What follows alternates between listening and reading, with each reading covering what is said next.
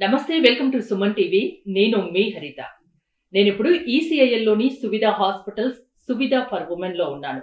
నాతో పాటు ఉన్నారు సీనియర్ గైనకాలజిస్ట్ డాక్టర్ హిమబిందు నామాల. యంగ్ ఏజ్ లోనే ఇన్ఫర్టిలిటీ ప్రాబ్లమ్స్ వస్తున్నాయి. అసలు ఇన్ఫర్టిలిటీకి కారణాలు ఏంటి, ఇప్పుడు ఉన్న అడ్వాన్స్డ్ ట్రీట్మెంట్స్ ఏమున్నాయి, దీని గురించి మనం మాట్లాడుకుందాం. హలో డాక్టర్ గారు. హలో అండి. ఇన్ఫర్టిలిటీ ప్రాబ్లం రోజు రోజుకు పెరిగిపోతుంది. పిల్లలు లేకుంటే ఆ జంట పడే బాధ వర్ణాతీతం. యంగ్ ఏజ్ లోనే ఇన్ఫర్టిలిటీ రావడానికి కారణాలు ఏంటి? సో ముఖ్యంగా యంగ్ ఏజ్లో కారణాలు ఏంటి అంటే, రైట్ నౌ మనము మ్యారేజ్ ఏజ్ ఫీమేల్స్ అన్ని రంగాల్లో ముందుకెళ్ళడం వల్ల వాళ్ళు కొంచెం పోస్ట్పోన్ చేసుకుంటున్నారు. లైక్ అరౌండ్ అంతకుముందుకు 23-21కి అలా మ్యారేజెస్ అయ్యేటివి, ఇప్పుడు కొంచెం డిలే అవుతున్నాయి. ఓకే, సో దానివల్ల ఏంటంటే వాళ్ళు ప్రెగ్నెన్సీ ప్లాన్ చేసుకోవడం ఇంకో 2-3 years పోస్ట్పోన్ చేసుకుంటారు. So once a female crosses 30 or 35 years వాళ్ళకున్న ఎగ్ రిజర్వ్ అనేది తగ్గే అవకాశం ఉంటుంది. సో ఎగ్ రిజర్వ్స్ తగ్గడం అనేది మెయిన్ రీజన్ ఏజ్ పరంగా.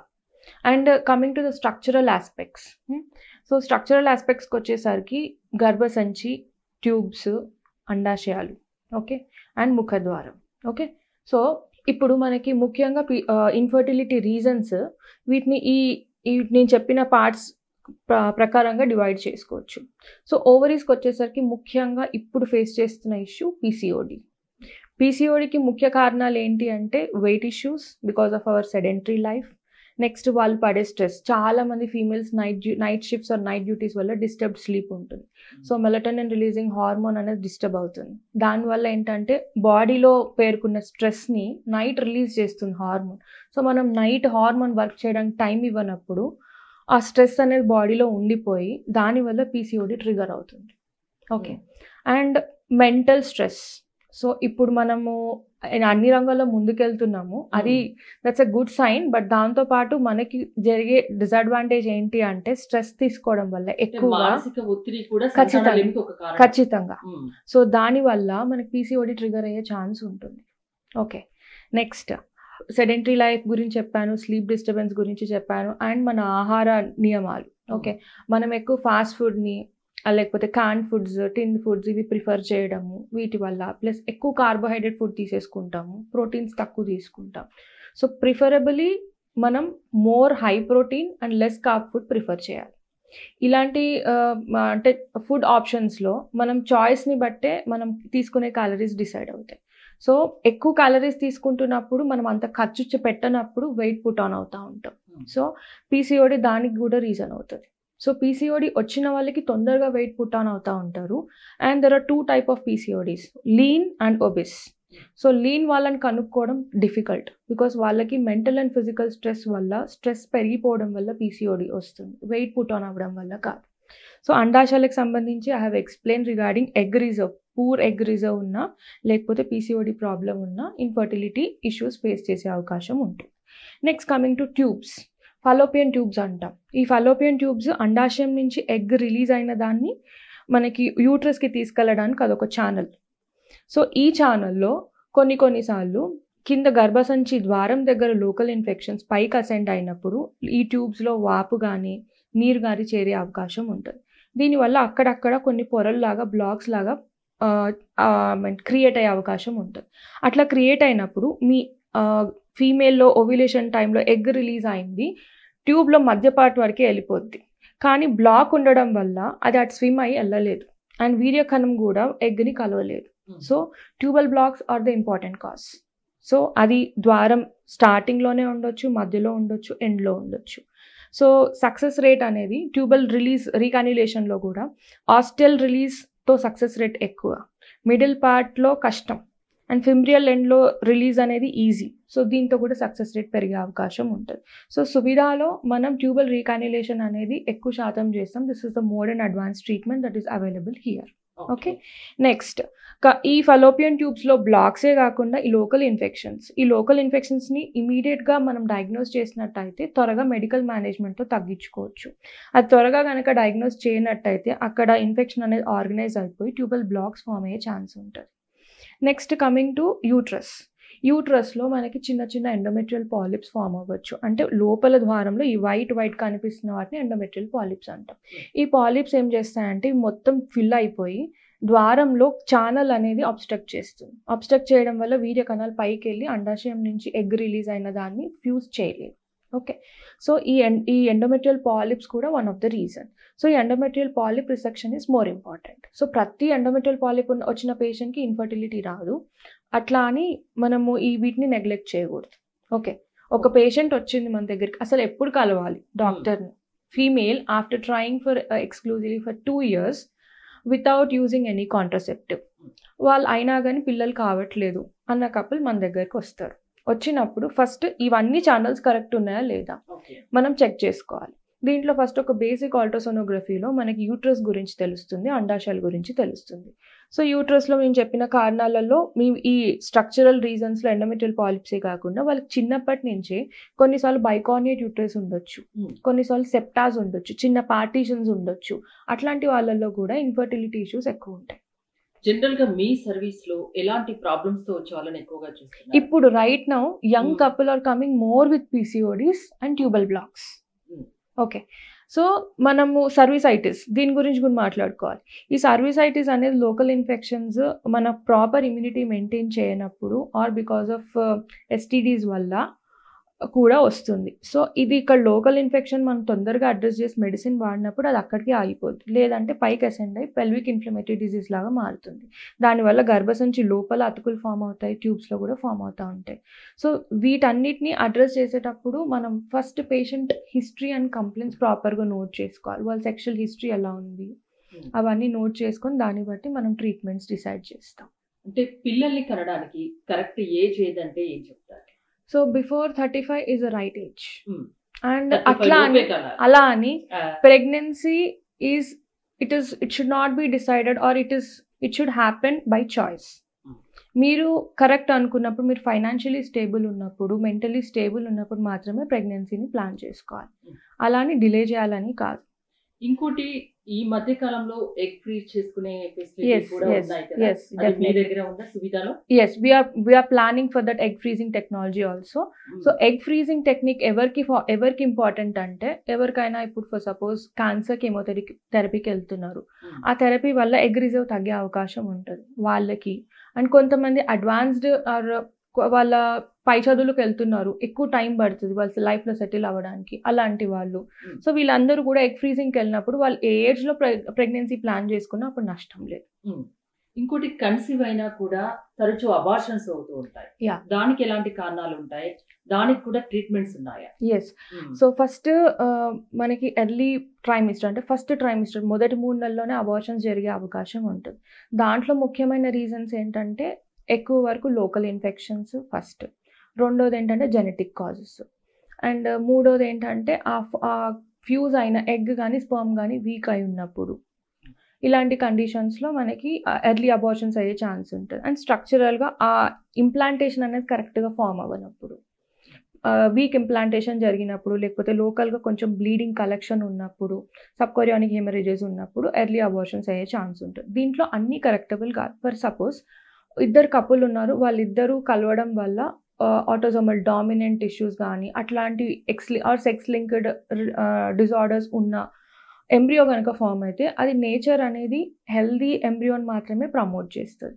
ఒక్కసారి నేచర్ ఐడెంటిఫై చేసింది అక్కడ డిఫెక్ట్ ఉంది అన్నప్పుడు న్యాచురల్గా it will let it out. Okay, so correctable reasons ఏంటి అంటే లోకల్ ఇన్ఫెక్షన్స్ని కరెక్ట్ చేసుకోవచ్చు, అండ్ సబ్కోరియానిక్ హెమరేజెస్ ఇలాంటి ఫామ్ అయినప్పుడు ఇంప్లాంటేషన్ జాగ్రత్తగా కరెక్ట్గా ఫామ్ కావడానికి నెక్స్ట్ టైం మనం ఫోలిక్ యాసిడ్ సప్లిమెంట్స్ అట్లాంటివి ఇచ్చి చూసుకోవచ్చు. And genetic counselling is more important. First of all abort అయినప్పుడు ఎందుకు అబార్ట్ అయింది, ఇదే కాకుండా మనకి ఫీమేల్స్లో ఆప్లాస్ అని కొన్ని ఆటోఇమ్యూన్ డిజార్డర్స్ ఉంటాయి, వీటి వల్ల కూడా అబార్షన్స్ జరిగే అవకాశం ఉంటుంది ఫస్ట్ 3 monthsలో, ఆర్ రికరెన్స్ ఆఫ్ అబార్షన్స్ ఉంటాయి. ఈ ఆప్లాస్ కానీ ఇట్లాంటి వాటిని కూడా మనం ట్రీట్ చేసుకోవచ్చు. ట్రీట్మెంట్స్ ఉన్నాయి, అడ్వాన్స్డ్ ట్రీట్మెంట్స్ ప్రతిదానికి లేదు, ఏ ప్రాబ్లం ఉన్నా ట్రీట్మెంట్స్ అయితే ఉంటాయి. అబార్షన్స్ జరుగుతున్నప్పుడు క్రోమోజోమ్ అబ్నార్మాలిటీస్ ఉన్నాయి, దానికి మనం ట్రీట్ చేయలేం, దానికి మనం వాన్ మాత్రమే చేయొచ్చు. ఫర్ సపోజ్ 100% ఛాన్సెస్లో కొంతమందికి 25% ఛాన్స్ ఆఫ్ నెక్స్ట్ అబార్షన్ ఉంటుంది. అది మనం వార్మ్ చేస్తాం వాళ్ళకి. సో అంటే మీకు ముందస్తు జాగ్రత్తలు మీకు తీసుకోవచ్చు. 4 పిల్లల్లో ఒకరు అబార్ట్ అయ్యే ఛాన్స్ ఉంటుంది ఎవ్రీ ప్రెగ్నెన్సీలో. సో అది మనం వార్న్ చేయొచ్చు. సో ప్రతిసారి మనకి ఆ కౌన్సిలింగ్ ఇచ్చినప్పుడు పేషెంట్కి కూడా ప్రతిసారి ఆ డిప్రెషన్ అనేది ఉండదు. ఈసారి పోయింది అంటే మళ్ళీ రాదు అన్న మెంటల్ గా preparation is more important in case of genetic conditions. ప్రతి ఇన్ఫెర్టిలిటీ కపుల్ కి ఐవీఎఫ్ అనేది ఖచ్చితంగా అవసరమా?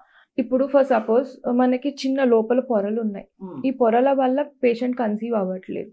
ఇది ఫస్ట్ ఆఫ్ ఆల్ మనం ప్రాపర్గా వర్కప్ చేసి హిస్ట్రోస్కోపీతో రిలీజ్ చేసాం అనుకోండి, పేషెంట్ కన్సీవ్ అవుతుంది. ట్యూబల్ బ్లాక్స్ ఉన్నాయి, ట్యూబల్ బ్లాక్ రిలీజ్ చేస్తే పేషెంట్ కన్సీవ్ అవ్వచ్చు.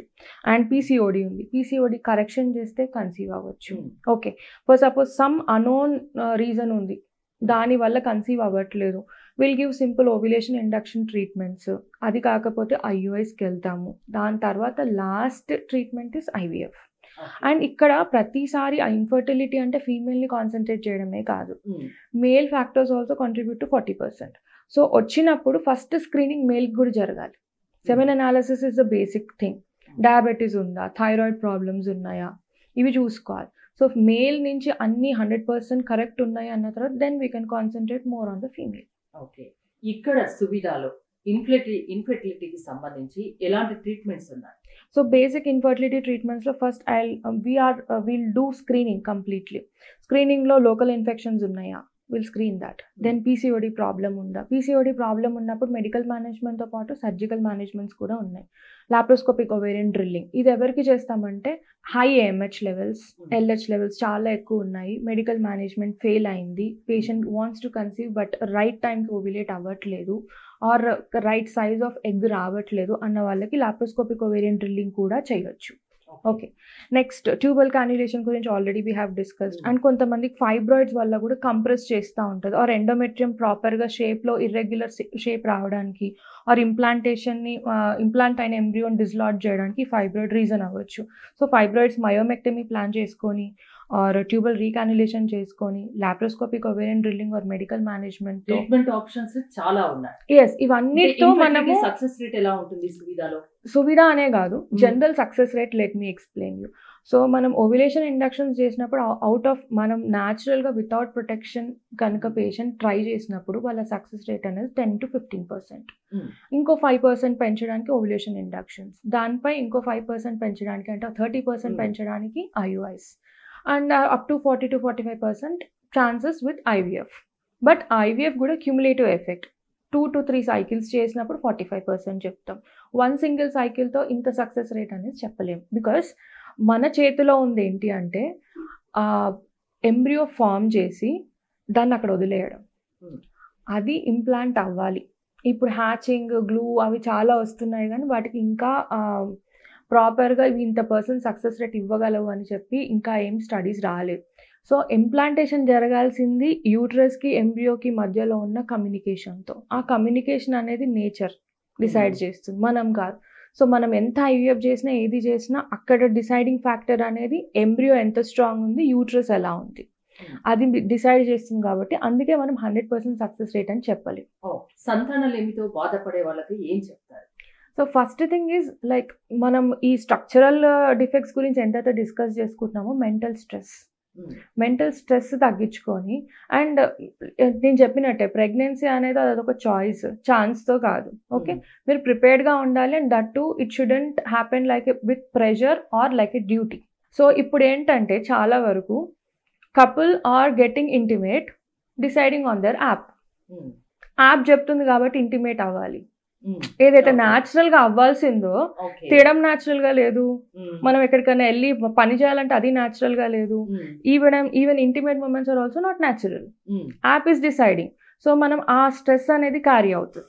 ఈవెన్ మనము కపుల్ కి వీ గివ్ ఫర్టైల్ డేట్స్ ఇస్తాం, ఈ టైంలో ఇంటిమేట్ అవ్వండి, that also creates a pressure. Many times couple comes regularly for 6 months, couple treatment ఆపేసిన తర్వాత కన్సీవ్ అవుతారు. బికాస్ ఆ మీన్ టైంలో వాళ్ళకి మెంటల్ స్ట్రెస్ అనేది ఎక్కువ అయిపోతుంది. ఈ టైంలో నేను పని చేయాలి అన్నట్టు వాళ్ళు ఫీల్ అవుతున్నారు. సో అసలు ఇన్ఫెర్టిలిటీ ప్రాబ్లం ఉంటే బాధపడిన అవసరం లేదు. ట్రీట్మెంట్ ఆప్షన్స్ అయితే చాలా ఉన్నాయి. Multiple options are there. Doctor ని కలవండి, మీ దగ్గరలో డాక్టర్ ని కలవండి. సువిధాలో అయితే అడ్వాన్స్డ్ ట్రీట్మెంట్స్ ఉన్నాయంటున్నారు. ఈసీఐఎల్ లో సువిధా హాస్పిటల్స్ ఉన్నాయి. ఇప్పుడు కాప్రాలో సువిధా ఫర్ ఉమెన్ అని ఉంది. ఈ రెండింటి స్పెషాలిటీస్ ఏంటి?